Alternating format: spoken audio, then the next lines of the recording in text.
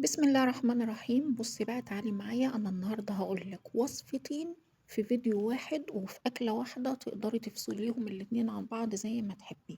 هقول لك دلوقتي احنا هنعمل ايه في البدايه خالص. احنا هنا بنجيب الكوسه، طبعا بنقشرها وبننضفها زي ما احنا عارف، زي ما احنا شايفين كده. بعد كده ببدا اجيب الكوسه وبالسكينه، يعني زي ما احنا شايفين باخدها داير ما يدور من فوق مش من الاطراف، يعني بسيب جزء من الاطراف كده. وبعد ما باشيل الجزء ده باقوم أجيب بالمعلقة الصغيرة خالص وأقورها من النُص، زي ما أنتم شايفين في الفيديو كده بالضبط. بعد كده القطع السليمة اللي هي الطويلة باقورها برضه، لو في أي زيادات من البيضة في النُص باشيلها. أمّا القطع الصغيرة بابدأ إن أنا أقطّعها بالسكينة وباسيبها على جنب، وهاقول لكم هنعمل فيها إيه دلوقتي. هنا دلوقتي هاتبّل الكوسة بشوية ملح وفلفل أسود، وهادخّلهم على الشواية في الفرن، يعني حوالي مثلًا إيه، ربع ساعة كده بالكتير أو 10 دقايق. عندي هنا بقى في طرق الخلاط هاجيب بصلتين متوسطين، وأبدأ إن أنا أقطّعهم قطع صغيرة كده وعليهم نُص كوباية مَيّة، وأضربهم في الخلاط بشكل كويس جدًا. عندي هنا حزمة من الكزبرة، وحزمة من البقدونس، وحزمة من الشبت، بس أنا اكتشفت إن أنا ما كانش عندي فجِبت من الفريزر، ما فيش أي مشكلة. المهم باضربهم مع البصل في الخلاط.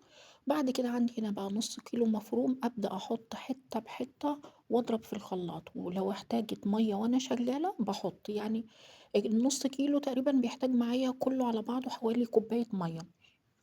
تقدري تضربي في الخلاط أو في الكبة زي ما أنتِ عايزة. بعد ما ضربتهم في الخلاط أحطهم في طبق كده، وعندي هنا دقيق الرز. بُصّي هاقول لِك الفرق بين دقيق الرز وبين الرز اللي أنتِ الرز المصري اللي أنتِ بتجيبيه بتبليه مَيّة وتسيبيه في المَيّة يبوش شوية، وبعد كده بتحطيه في الشمس ينشف أو في الميكروويف أو في الفرن أيًا كان، وبعد كده بتطحنيه في المطحنة. عايزين الحقيقة، بصراحة دي الرز الجاهز ده أفضل بكتير جدًا. أولًا مش بيخلّي الكفتة تخرّز منّي، ما تبقاش مفتّحة وأنا باحمّرها. بُصّي بيخلّي الكفتة كده juicy وناعمة جميلة جدًا.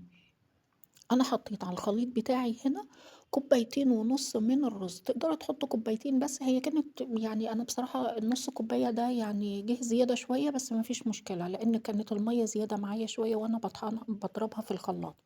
بهاراتي بتبقى ملح، فلفل أسود، كزبرة وكمون وبيكنج باودر، معلقة صغيرة من البيكنج باودر. دي البهارات بابدأ إن أنا أعمل لها mix كده مع بعض.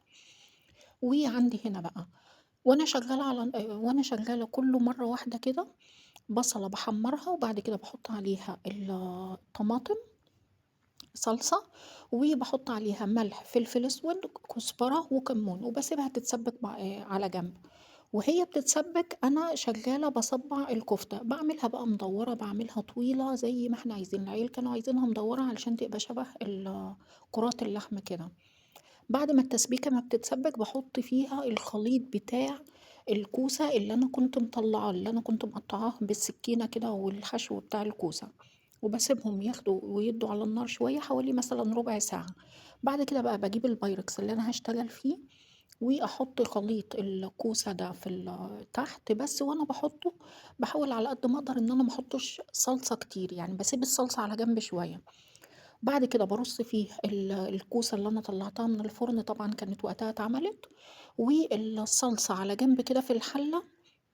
ما بتبقاش صلصة كتير، يعني بتاع يمكن 4 أو 5 معالق كده صلصة اللي متبقيين معايا. باطلّع الكفتة وأنا باحمّرها وأحطها في الحلة على طول، تاخد تقليبتين كده مع الصلصة على النار. وبعد كده هاقول لِك هنعمل فيها إيه دلوقتي.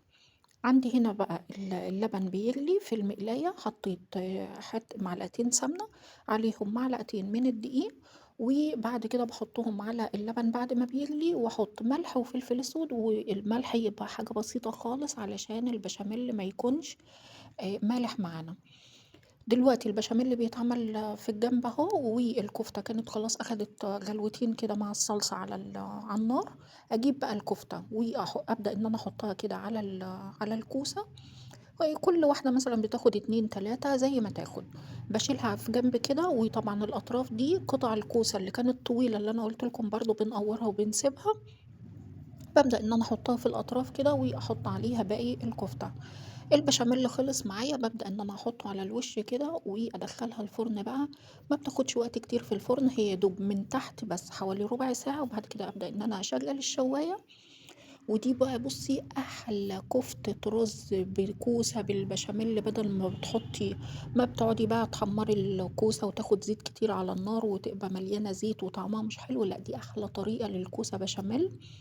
عايزة تحطي بدل كفتة الرز تحطي لحمة مفروم ما فيش أي مشكلة، المهم إن الصينية بعد ما أخدت وش من الفرن، في الفرن حطيت عليها بقى شوية ميكس جبن كده، ميكس جبن موتزاريلا.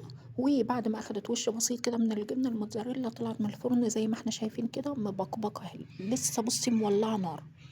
أنا بحب أغرفها وهي سخنة بالشكل ده، بتبقى جميلة جدًا وهي سخنة مولعة نار كده. كنت عاملة جنبها شوية رز بشعرية، بس طبعًا ما تكتريش الرز بشعرية كتير أوي، لأن كفتة الرز لأن فيها رز فبتشبع، طعمها خطير.